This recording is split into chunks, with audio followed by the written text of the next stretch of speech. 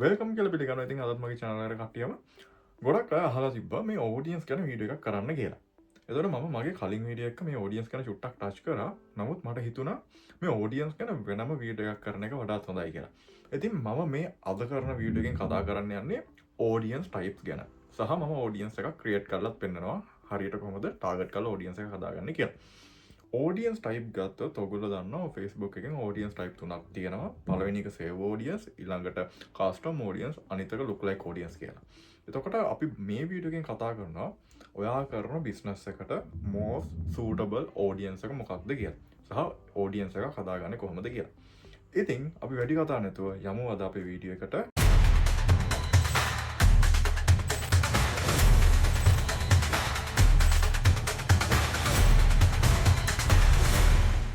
අපි බලමු දැන් audience ටික කොහොමද හදාගන්නේ ඊළඟට මොනවද මේ audience වල තියෙන වෙනස්කම් කියලා. හරිද? මුලින්ම මම මගේ ad account එකට ඇවිල්ලා මෙතන වම් පැත්තේ යනවා audience කියන section එකට. ඒකට ගියාට පස්සේ ඔයගලන්ට බලා ගන්න පුළුවන් audience type තුනක් තියෙනවා. හරිද? මෙන්න මෙතන create audience කියන එකට ගියාම custom audience, look like audience and save audience කියලා. හරිද? මම චුට්ටක් විස්තර කරන්න මේ audience තුන ගැන මොකක්ද මේ audience තුනෙන් වෙන්නේ ඔක්කොම කියලා. හරිද? අපි මුලින්ම ගමුකෝ save audience කියන එක. හරිද? save audience කියලා කියන්නේ සරලවම ගත්තොත් අපිට පුළුවන් Facebook එකෙන් දෙන data use කරලා audience එකක් හදාගන්න. ඒකට අපි කියනවා save audience එකක් කියලා. ඒ කියන්නේ ඔයා හිතන ඔයාට data නැහැ. customers ලාගේ data නැහැ. ඔයාට මොකක්ද තියෙන option එක? ඔයාට Facebook එකට ගිහිල්ලා Facebook එකේ දැනට තියෙන data ටික use කරන්න පුළුවන් ඔයාගේ audience creation වැඩේට. ඕකට තමයි සරලව මේ save audience එකක් කියන්නේ. ඒ කියන්නේ තමන් ගාව data නැහැ. Facebook එකේ තියෙන data ටික use කරලා තමන් audience එකක් හදා ගන්නවා. ඔන්න ඕකට අපි saved audience එකක් කියලා කියනවා. තේරුණාද? හරි. ඊළඟට audience එකක් තියෙනවා custom audience කියලා. custom audience කියලා කියන්නේ ඔයා කැමති නැහැ Facebook එකේ දෙන data use කරන්න. ඔයාට ඕනි ඔයාගේ own data. ඒ කියන්නේ අපි හිතමුකෝ උදාහරණයක් ගත්තොත් ඔයාගේ numbers list එකක් තියෙනවා. ඒ data use කරන්න. නැත්නම් ඔයාගේ email list එකක් තියෙනවා. ඒ data use කරන්න. එහෙම නැත්නම් අපි දුමු ඔයාගේ Facebook page එක තියෙනවා. page එකට like කරලා තියෙන base එක ඉන්නවා. ඒ base එක use කරන්න. අන්න ඒ වගේ දේවල් කරන්න පුළුවන් custom audience එකේ. ඒ කියන්නේ අපි උදාහරණයක් ගමුකෝ phone numbers කීපයක් තියෙනවා කියලා. ඔයාලට පුළුවන් මෙන්න මෙතන custom audience කෙනෙක් click කරලා මෙන්න මෙතන customer list කියන එකට ආවිලා next කියන එක දෙන්න. මෙතනදී ඒගොල්ලෝ ෆෝමැට් එකක් දීලා තියෙනවා. මේ ෆෝමැට් එකට ඔයාලට පුළුවන් Excel sheet එකක ඔයාගේ data ටික හදාගන්න. ඒ කියන්නේ ඔයාගේ customer ගේ email address ඊළඟට මොනාරි ඔයාලට address මොනවා කැමති නම් දාගන්න පුළුවන්. නමුත් මෙතන phone number එක විතරක් තිබ්බත් ඇති. නැත්නම් email address ටික විතරක් තිබ්බත් ඇති. දාලා මෙතන next ගිහිල්ලා Excel file එක upload කරන්න එනවා. මෙන්න මෙතන Excel file එක upload කරලා next එක දුන්නාට පස්සේ check කරනවා columns එක. ඒ ටික කරලා අපිට කියන review කරන්න කියලා. කරලා okay එක දුන්නාට පස්සේ Facebook එක ඒ data ටික analyze කරලා අපි හිතමුකෝ අපි numbers 1000ක් upload කරා කියලා. Facebook එක මොකද කරන්නේ? ඒ numbers 1000ක් check කරනවා Facebook එකත් එක්ක ඒ numbers වලට related Facebook accounts තියනවාද කියලා. තියනවා නම් මොකද කරන්නේ? ඒ numbers 1000න් බලනවා Facebook accounts කීයක් තියෙනවද කියලා. අපි numbers 1000ක් upload කරොත් numbers 1000ටම Facebook accounts නැහැ. හරිද? අපි හිතමු numbers 700කට වගේ තියෙන කියලා. එතකොට මොකද කරන්නේ? ඒ 700 අරගෙන ඔයාලට audience එකක් හදලා දෙනවා. custom audience එක. අපිට custom audience එක use කරන්න ඕනේ ඇයි? අපිට මේ උදාහරණයක් එක්ක ගමුකෝ. අපි හිතමු මම සරල උදාහරණයක් දෙනවා. ඔයා අපි හිතමුකෝ sell කරනවා කියලා මොකද්ද? මේ අපි හිතමු මේ service center එකක් කරනවා කියලා වාහන service කරනවා. හරි. අපි නිකන් assume කරමු මේක realistic නෙවෙයි මට example එකක් මතක් වෙන්නේ නැති නිසා මම මේ කියන්නේ අපි නිකන් assume කරමු අද වාහනයක් service කරොත් ඒ වාහනේ ආයි මාස 6කින් service කරන්න ඕනේ කියලා. හරි. එතකොට අපිට මෙහෙම වැඩක් කරන්න පුළුවන්. මේ මාසේ මංගාවට වාහන service කරන්න ඉන්න customers ලාගේ numbers හරි emails හරි මම ගන්නවා. අරගෙන දැන් මේ අප්‍රේල් එතකොට මම දන්නවා තව මාස 6කින් මේගොල්ලන්ට service එකක් එනවා කියලා. මට කරන්න පුළුවන් තව මාස 6ක් ගිහිල්ලා. කියන්නේ අපි හිතමුකෝ අප්‍රේල්, මැයි, ජූනි, ජූලි, අගෝස්තු, සැප්තැම්බර්, ඔක්තෝබර් වලට මාස 6. හරිද? මම ඔක්තෝබර් වෙනකන් ඉන්නේ නැහැ. ඔක්තෝබර් වලට කලින් මාසෙට පොඩ්ඩක් එනවා. එතකොට මැයි, ජූනි, ජූලි, අගෝස්තු, සැප්තැම්බර් මම සැත්තම්බර් වල අර අප්‍රේල් මාසේ ආපු කස්ටමර්ස් ලගේ නම්බර්ස් ටික Facebook එකට දීලා එතනින් ඕඩියන්ස් එකක් හදාගෙන ඒගොල්ලෝ ටික විතරක් ටාගට් කරලා ඇඩ් එකක් රන් කරනවා නිකන් රිමයින්ඩර් ඇඩ් එකක් වගේ. ඒ කියන්නේ දැන් ඔයාගේ වාහනේ සර්විස් එකට කාලේ හරි කලින් අපෙන් සර්විස් එකක් කරගත්තු කෙනෙක්ට ඇඩිෂනල් 5% ඩිස්කවුන්ට් එකක් තියෙනවා. අන්න ඒ වගේ නිකන් මාකටිං ප්ලෑන්, ඒ කියන්නේ මාකටිං මෙතඩ් එකකුත් එක්ක ඔයගලන්ට කැම්පේන් එක රන් කරගන්න පුළුවන්. ඒ කියන්නේ මේක ටිකක් හොඳයි අර නිකන් රීටාගටිං වගේ වැඩකට සාමාන්‍යයෙන්. හරිද? දැන් මම මේ උදාහරණයක් කිව්වේ. නමුත් අපි දැන් ඔය පිටරට ඔඩියන්ස් වලට මේක කරද්දී වෙනම විදිහකට තමයි යූස් කරන්නේ. මම මේක ලංකාවේ කරන නිසා ලංකාවේ මාකට් එකට මැච් වෙන විදිහට තමයි මම මේගොල්ලන්ට එක්සැම්පල්ස් දෙන්නේ. හරිද? එතකොට ඒ වගේ වැඩ කරන්න පුළුවන්. ඒ කියන්නේ සරලවම ගත්තොත් නිකන් අර රිමයින්ඩර් ඇඩ් එකක් විදිහට දාන්න පුළුවන්. කියන්නේ අපි අර ඔඩියන්ස් වලදී අපි දැන් මෙතන කස්ටම් ඔඩියන්ස් එකක් හදාගත්තොත් ඒ ඔඩියන්ස් එක එතන පෙන්නනවා. ඒක ක්ලික් කරලා ඇඩ් එක රන් කරවුවම මොකද වෙන්නේ? අර ඔයාගේ ඩේටාබේස් එකේ ඉන්න කට්ටියට විතරයි ඇඩ් එක වෙන්නන්නේ. එතනින් එහාට කාටවත් පෙන්නන්නේ නැහැ. හරිද? එතකොට ඕක තමයි කස්ටම් ඔඩියන්ස් එක කියලා සරලවම කියන්නේ මම හිතනවා තේරෙන්නේ නැති කියලා මම කියපු එක. හරිද? ඊළඟට එකක් තියෙනවා look like audience කියලා. look like audience එකක් කියලා කියන්නේ සරලවම කියනවා මේ look like කියලා කියන්නේ ඒ හා සමාන කියන මීනින් එක. කියන්නේ මොකට සමානවද? අපිට පුළුවන් අපි කස්ටම් ඔඩියන්ස් එකක් හදාගත්ත කියන්නකෝ. ඔන්න අපි කස්ටම් ඔඩියන්ස් එකක් හදාගත්තා. ඒක ඇතුලේ ඔඩියන්ස් එක 1000ක් ඉන්නවා. හරිද? අපිට පුළුවන් ඒ 1000 ඉන්න ඔඩියන්ස් එක සිලෙක්ට් කරලා ඒ 1000 බිහේවියර් එකට සිමිලර් බිහේවියර් එකක් තියෙන තව ලක්ෂක විතර ලොකු එක්ස්ටෙන්ඩ් වෙච්ච ඔඩියන්ස් එකක් හදාගන්න මේ look like audience එක. ඒ කියන්නේ සරලවම අපි හිතමුකෝ අපි ඔඩියන්ස් එකක් හදනවා කියලා මැනික් වලට ඉන්ට්‍රස්ට් තියෙන කට්ටිය කියලා. හරිද? එතකොට මැනික් වලට ඔන්න කස්ටම් ඔඩියන්ස් එකක් අපි හදාගත්තා. ඒක වගේ ඔයාගේ ක්ලයන්ට් ලා ඉන්නේ. අපි හිතමු ක්ලයන්ට් ලා 1000ක් ඉන්නවා කියලා. ඒ ඔඩියන්ස් එක ඇතුලේ අපිට පුළුවන් ඒ ඔඩියන්ස් එක සිලෙක්ට් කරලා look like audience කියන එකට ගිහිල්ලා look like audience එකක් හදාගන්න. එතකොට මොකද වෙන්නේ? අර numbers 1000 look like audience එක analyze කරලා බලනවා ඒ profiles ටික. profiles ටික බලලා ඒ profiles වල behavior එක බලනවා. overall behavior එක. ඒ behavior වලට similar behavior එකක් තියෙන ලක්ෂක විතර නැත්නම් ලක්ෂ දෙකක විතර ලොකු audience එකක් හදලා දෙනවා මේ look like audience එකෙන්. හරිද? ඉතින් මෙතන most important දේ custom audience එක හරි look like audience එකක් හරි හදනවා නම් important දේ මෙතන ඔයා දාන data වල accurate එක. ඒ කියන්නේ ඔයාගේ data accurate නම් ප්‍රශ්නයක් නැහැ. ඔයාට end result එක හොඳ එකකට යන්න පුළුවන්. නමුත් ඔයා දාන්නම් වාලේ නිකන් කොහෙන් හරි එකතු කරගත්තු numbers ටිකක් දාලා custom audience එකක් හදාගෙන ඒකෙන් look like audience එකක් හදුවොත් හරියන්නේ නැහැ. හරිද? ඔන්න ඔකයි theory එක. හරිද? ඔය සාමාන්‍ය ඔය ගුරුවරු ඔය ටියුෂන් සර්ලා වගේ අහනවා මොකද්ද හොඳ audience එක කියලා. perfect යන්න custom හරි look like audience එකකට හරි. මම recommend කරන්නේ ඒගොල්ලන්ට ඔන්න ඒ audience දෙක. එතකොට save audience එක තිෂුවරනේ use කරන්න පුළුවන්. නමුත් overall ගත්තොත් අපි දැන් හැමෝම සාමාන්‍යයෙන් කරන්නේ ගොඩක් possibility එකක් තියෙන buying and selling business එක නැත්නම් මොකද service එකක් offer කරන business එක. හරිද? එතකොට ඒ වගේ ඒවට සාමාන්‍යයෙන් save audience එකක් ඇති. හරිද? නමුත් එතනින් එහාට යනවා නම් custom look like audience try කරලා බලන්න පුළුවන් වරදක් නැහැ. හරිද? ඉතින් මම මේ වීඩියෝ එකෙන් මේ look like audience එකයි custom audience එකයි කියලා දෙන්න යන්නේ නැහැ. මොකද ඒකට ගොඩක් වෙලා යනවා. සහ මේ ඒක හැමෝටම ඕනෙ වෙන්නේත් නැහැ. හරිද? ඒක නිසා මම මේක වීඩියෝ එකෙන් කියලා දෙනවා විස්තරාත්මකව කොහොමද මේ save audience එක හදාගන්නේ කියලා. ඉතින් මම හිතනවා ඔයගොල්ලෝ කියපු දේ තේරෙන්නේ නැති කියලා. මොනවා හරි ප්‍රශ්න තියෙනවා නම් කමෙන්ට් එකක් දාගෙන යන්න. රිප්ලයි එකක් මම අනිවාර්යයෙන්ම දානවා. හරි. අපි බලමු. එතකොට save audience එක හදාගන්නේ කොහොමද කියලා. හරි. මම මගේ audience කියන එකට ඇවිල්ලා මම මෙතන යනවා save audience කියන එකට. හරිද? හරි. මෙතන අපිට audience name එකක් දාගන්න පුළුවන්. මෙතන දාන audience name එක visible වෙන්නේ ඔයාට විතරයි. හරිද? ඒතකොට මේක ආගේ يعني පිට ඉන්න අයට කාටවත් බලන්න බෑ. ඔයාගේ profile එකට විතරයි මෙතන දාන audience name එක visible වෙන්නේ. හරිද? එතකොට අපි මෙතන name එක දාගමු. මම දැන් හැමෝටම තේරෙන උදාහරණයක් ගන්න බෑ. අපි ගමු උදාහරණයක්. දැන් ඔය මම කරන මේ business related දේවල් මේක දාන්න බෑ. මොකද සමහර අයට يعني ඒ පැත්ත තේරෙන්නේ නැහැ. ඒක නිසා මම හැමෝටම තේරෙන එකක් උදාහරණයක් ගන්නම්. අපි ගමු beauty පැත්ත. ඒ කියන්නේ මේ skin care පැත්ත. හරිද? මම දාන්න නිකන් skin care. කියන්නේ මම මෙතන save audience එක හදාගන්න යන්නේ skin care products වලට. හරිද?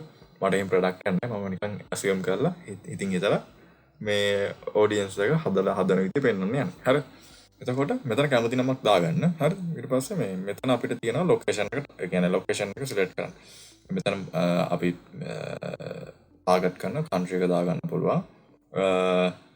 එහෙම නැත්නම් සිටිස් විතරක් ටාගට් කරනවා. අපි හිතමුකෝ ඕමාගම කියලා. ආට එහෙමනම් මෙතන ටාගට් කරන සිටි එක ගහන්න. ඊට පස්සේ මෙතන ඒක ක්ලික් කරගන්න. එතකොට ඒ කැලලට විතරයි පෙන්වන්නේ. එතනින් වාට රේඩියස් එක හදා ගන්න පුළුවන්. රේඩියස් එක නාටය මේ කොච්චර දුරක් යනකම් පෙන්වන්න ඕනද කියලා මේක මෙන්න මෙතනින් අඩු වැඩි කරගන්න පුළුවන්. අපි හිතමු අපි දාමුකෝ නිකන් 30ක් වගේ.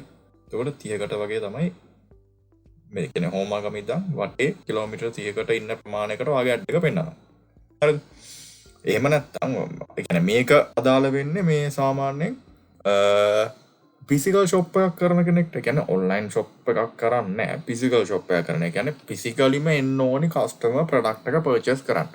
එහෙම කරන කට්ටියට ඉතින් මෙන්න මේ මෙතඩ් එකට තමයි යන්න වෙන්නේ. එහෙම නැත්නම් ඔයා ඔන්ලයින් බිස්නස් එකක් නම් කරන්නේ මෙතන ඒව මොකුත් දාන්න ඕනේ නැහැ. එතන කෙලිම ශ්‍රී ලංකා කියලා දාගන්න. එතකොට මුළු ලංකාවටම ඔයාගේ ඇඩ් එක ඩිස්ප්ලේ වෙනවා. හරිද? ඊට පස්සේ මෙතන තියෙනවා මිනිමම් ඒජ් කියලා එකක්. මෙතන මිනිමම් ඒජ් කියන එක හැමතිස්සෙම 18 කියලා දාගන්න. මේ ඒජ් රේන්ජ් එක නෙමෙයි මේ කතා කරන්නේ. හරිද? මේ මිනිමම් ඒජ් එක. හරිද? මෙතන හැමතිස්සෙම 18 කියලා දාගන්න. මෙතන තියෙනවා exclude these custom audience කියලා. ඒ කියන්නේ අපි custom audience එකක් හදලා තිබ්බොත් ඒ custom audience එක මෙතන අපි select කරගත්තොත් ඒක exclude කරන්න පුළුවන්. ඒකයි මෙතන කියන්නේ. ඊළඟට මෙතන languages කියලා තියෙනවා. කැමති නම් දාගන්න සිංහල ඉංග්‍රීසි ටික දාගන්න. එහෙම නැත්නම් මේක empty තියන්න. empty තිබ්බොත් මොකද වෙන්නේ? අපි select කරන country එකේ default language එක තමයි Facebook එක select කරගන්නේ මොකක්ද language එක කියලා. හරිද?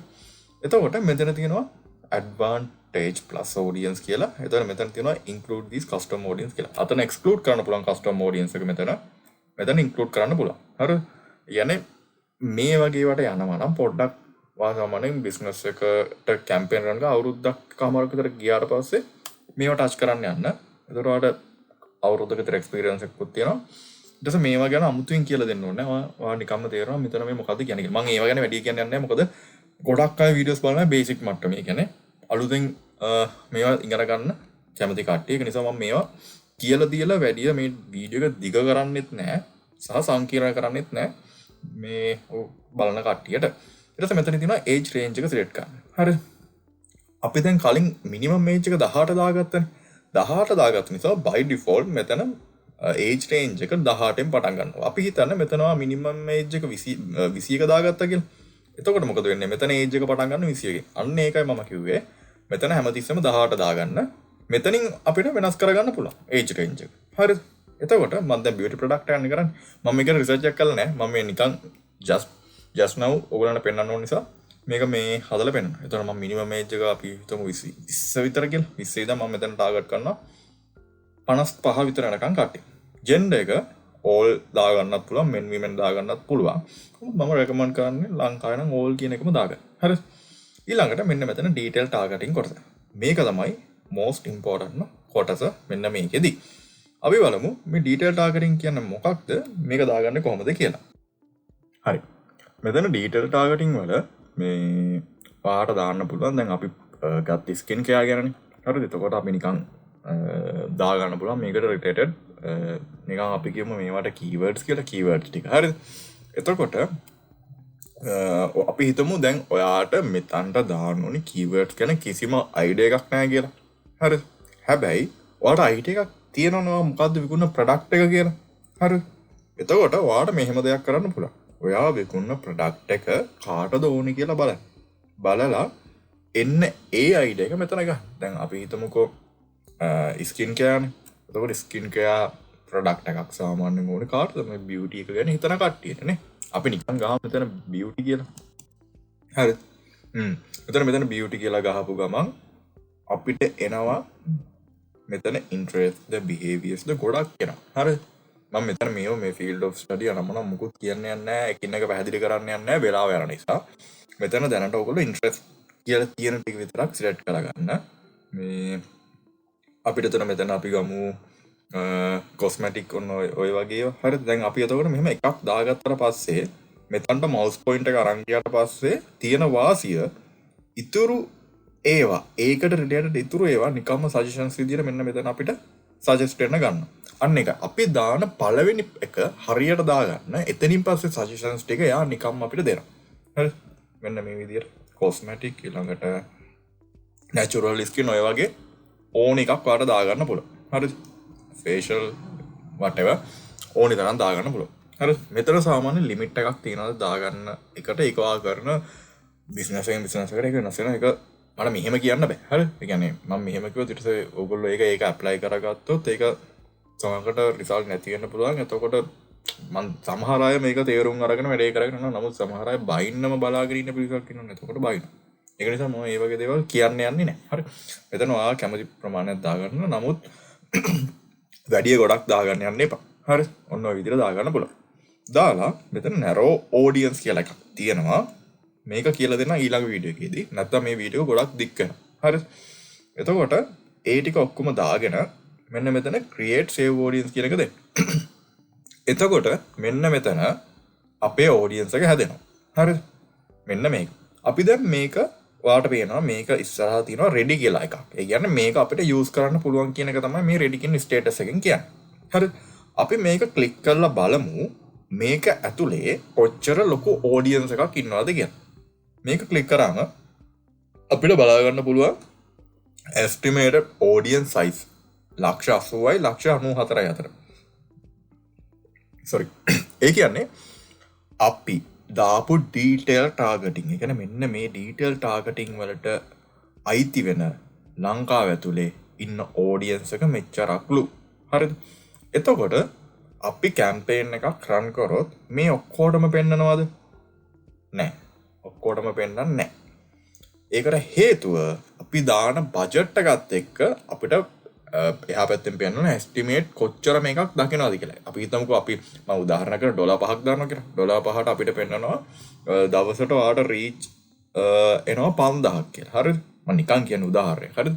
එතකොට දවසට ඔයාලට රීච් 5000ක් එනවා නම් ඒ රීච් 5000 එන්නේ මේ 180යි 194යි ඇතුලේ. හරිද? එතකොට මේ ඔක්කොටම පෙන්වන්න විදියක් නැහැ. අපි මෙහෙණකින් බජට් එක ටිකක් වැඩිපුර දාන්න වෙනවා. හරිද? එහෙම දැම්මත් ඒක තේරුමක් නෑ ලොකුවට. හරි? ඒක නිසා.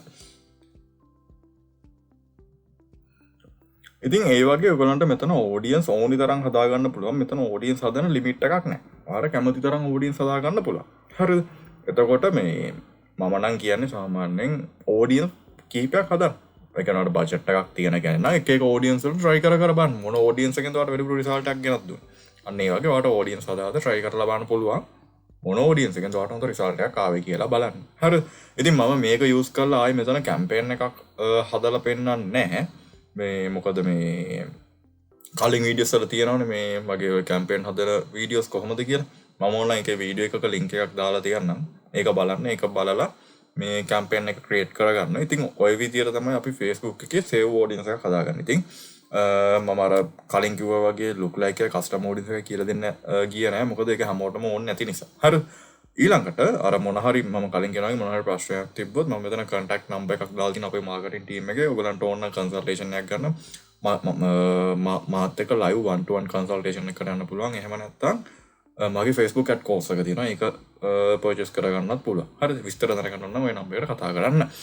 ඉතින් එහෙනම් මම මේ ඊළඟ වීඩියෝ එකකින් කියලා දෙන්නම් narrow audience ගැන. මොකක්ද මේ narrow audience කියන්නේ කියලා මේ ඒ ගැන කතා කරමු.